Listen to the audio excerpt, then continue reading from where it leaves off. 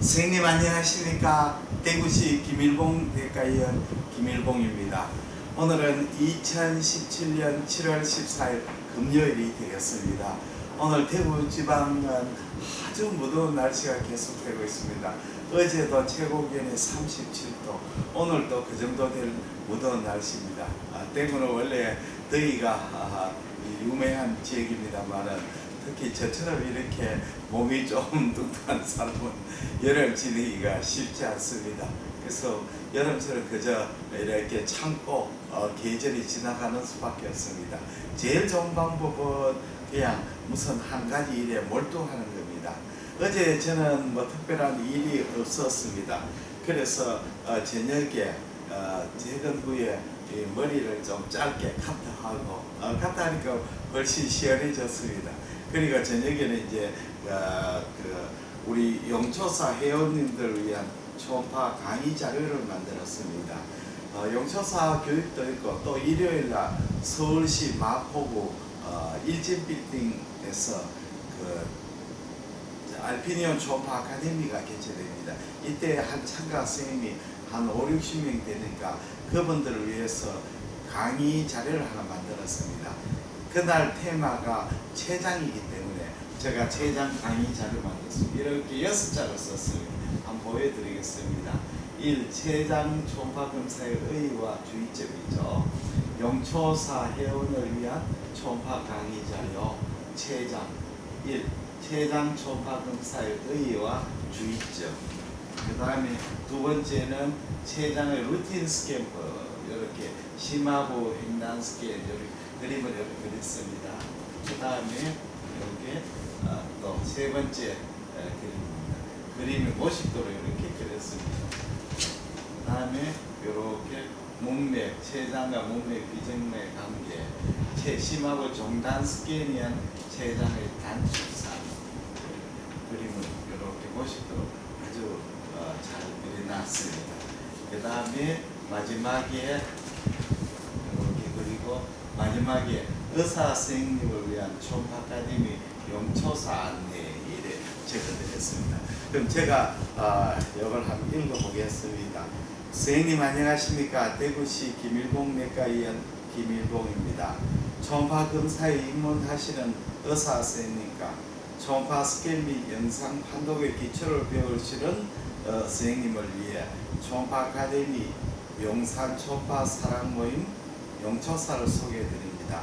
용초사는 2016년 1월에 창설되어 2017년 7월 제13기 과정을 마치고 오는 2017년 9월 상반기 제15기는 마감이 되었고 2017년 7월 14일 현재 9월 하반기 제15기 신청을 받고 있습니다. 용초사는 서울 서부역 맞은편 디오빌 오피스텔에 새롭게 강의 실습장을 마련했습니다. 강사진은 김일봉 내과의원 김일봉 원장을 비롯하여 대구 김일봉 초음파 교실 강사와 서울 메디컬 초음파 아카데미 강사들이 담당하여 8회에 걸쳐서 강의 현장 코스를 진행합니다. 자세한 내용은 대구시 김일봉 내과의원 053-743-2089 010-4532-2089 ILBONG-KM 판매점 네트로 문의드립니다. 문의 바랍니다. 감사합니다. 용초사 방장 김일봉 올리 이렇게 했습니다. 요거는 이제 우리 병원의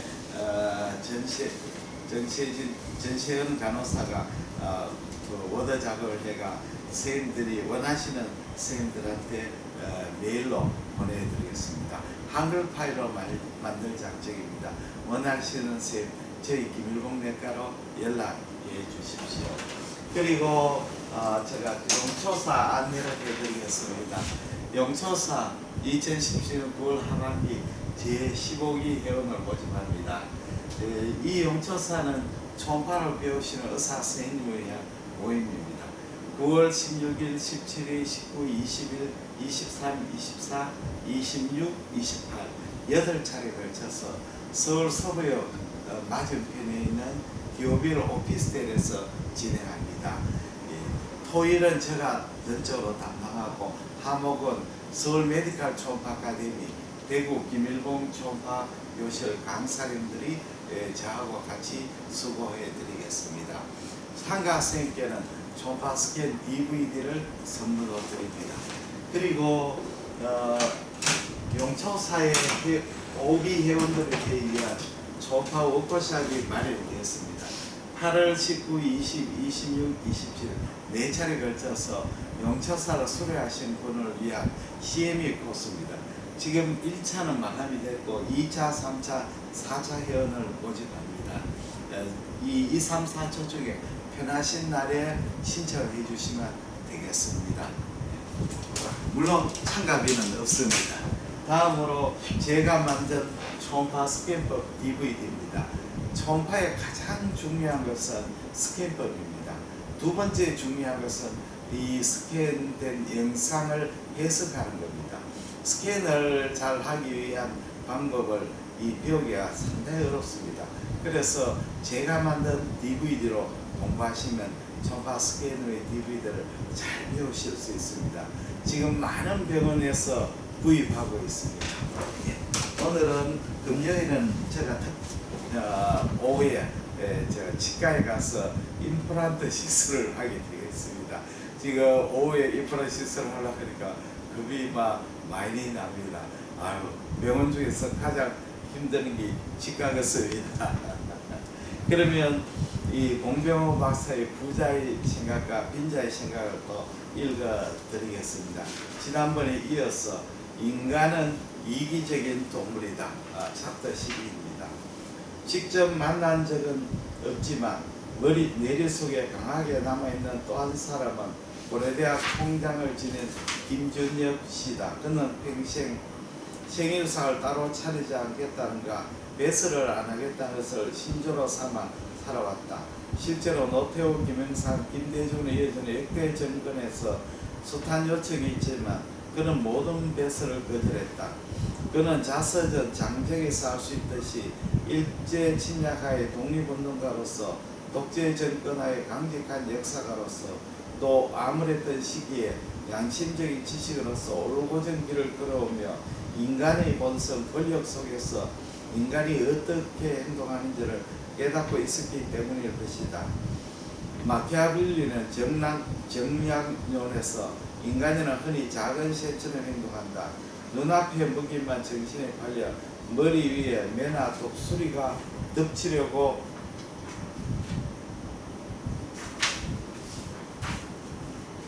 하고 있다는 사실을 깨닫지 못하는 참새처럼 말이다. 나는 명언을 남긴 적이 있다. 그만큼 인간은 누구나 단기적인 자신의 이익에 충실히 행동하는 존재이다. 공적인 성격의 강한 조직에서 오래 생활을 해온 사람들이 조직을 떠났을 때 자리를 극단적으로 추구하는 사람들을 만나 이용당하고 경제적으로 큰 소실을 입는 사례를 드물지 않게 보게 된다. 평생을 몸바쳐 일해 모은 소중한 퇴직금을 감언이슬에 속아 한 번에 날려보내는 경우도 많다. 체계가 잘 잡힌 기업 같은 조직에서 오랫동안 근무한 사람들은 인간을 지나치게 순진하게 대하는 경우가 있다. 상대방도 내 마음과 같으려니 하는 막연한 신뢰가 낭패를 보게 한다. 연구소나 학교에 오래 근무한 사람들은 영원히 사람의 진면목을 확인할 수 있는 기회를 놓쳐버릴 수 있다. 인간관계의 쓴맛을 보지 않고 한평생을 살 수 있다면 이 또한 좋은 일이지만 누구에게나 허락되는 일이 아니다. 세상은 우리가 생각하는 만큼 호락호락하지 않으면 그 누구라도 자신의 인생이 어떤 국면에 처하게 될지는 알 수가 없다. 정치나 사업에서 온몸으로 이익을 추구하고 이를 당연히 여기는 세상에서 이용하고 이용당하는 일이 다반사로 일어난다. 사근사근 자신을 대하는 사람이 이해관계가 달라지만 호면하는 경우를 보면 사람 사는 곳이 이런 데로구나 하는 놀라운 한미를 느끼게 된다.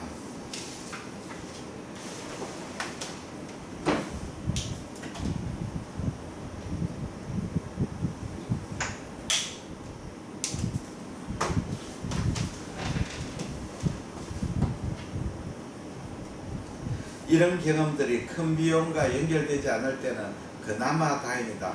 인간에 대한 지나친 신뢰 때문에 단 한 번의 실수로 평생 경제적 손실을 감수하거나 가족의 안위까지 파괴되는 경우를 보면 인간에 대한 정확한 이해를 갖고 살아가는 것이 그 어떤 일보다 중요함을 깨달을 수 있다. 자신에 대한 충실함이 정도를 넘었으면 이익을 위해서는 타인까지 이용하게 된다. 물론 양심이 있기 때문에 타인을 이용하는 일에도 어느 정도 제동장치가 발동하지만 이익이 걸려있는 분야에서 오랫동안 일을 하다 보면 알게 모르게 타인을 이용하는 일을 당연하게 여기게 된다. 특히 사업상 계약이나 투자에 관련된 계획을 맺을 때 계약서상 각각의 이익은 달라진다. 이때 대개 자신의 이익을 위해 타인을 이용하려 든다. 그래서 자본주의 거래에는 매수인주의, 바이어 비웨어라는 원칙이 작용된다. 알아서 타인의 행동을 제대로 가정할 수 있어야 하고 타인의 숨겨진 의도를 정확히 알아내는 사람은 결국은 매수인이란 사실이다. 비행기에서 우연히 노정치인과 우연히 나란히 하게 되었다. 오랫동안 한 시대를 풍미했던 정치인을 보필하면서 온갖 풍상을 경험하니라. 나는 정말 그의 인생 경험을 듣고 싶었다. 그래서 그는 나에게 경험을 들려주고 나는 그에게 머리를 빌려주는 거래가 이루어졌다. 내가 알고 싶은 점은 권력을 잡은 자와 측근들 사이에 일어났던 인너서클 이야기였다. 누구를 키워준다는 말은 가당치 않지요.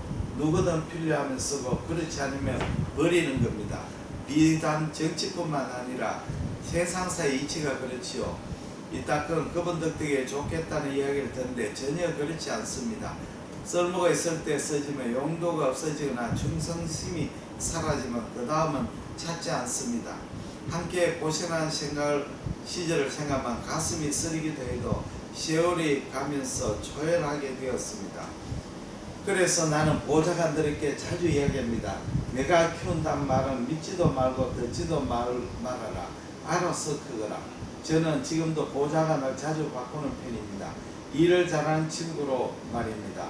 물론 보좌관들은 섭섭하겠지만 그런 게 세상살이기 때문에 일찍 감지하는 게 좋지요. 인생이란 사람들과 관계를 맺는 일이다. 가족을 벗어나면 우리는 당장 이런저런 관계망 속에 들어가게 된다. 이때 우리가 분명히 기억해 둘 점은 인간이나 아주 예외적인 경우를 제외하면 자신의 이익에 충실하게 사고하고 행동하는 존재라는 사실이다. 그 생각을 잊지 않고 행동하면 된다. 상대방이 지나치게 호의를 베푸거나 쉽게 돈을 벌 수 있다고 역설할 때면 상대방 역시 자신의 이익에 충실하게 살아가는 사람인데 그런 제안을 하는 이유는 무엇인지 철저히 생각해 봐야 한다. 상대방의 의도를 점검해 보는 일은 잘못된 길로 접어들 가능성을 낮추는 방법이다.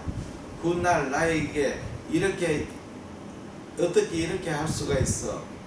우리 사이가 이 정도밖에 안 됐던 거야 라고 원망하고 한탄해도 소용없는 일이다. 스스로를 보호하는 일은 결코 남이 해줄 수 없다. 내가 적극적으로 해야 하는 일이다. 예, 조금 오늘은 긴 글을 읽었습니다. 선생님 오늘 하루 무더운 날에 건강 조심하시고 하루도 인생에서 보람된 날이 되시기를 바랍니다. 대단히 감사합니다. 안녕히 계십시오.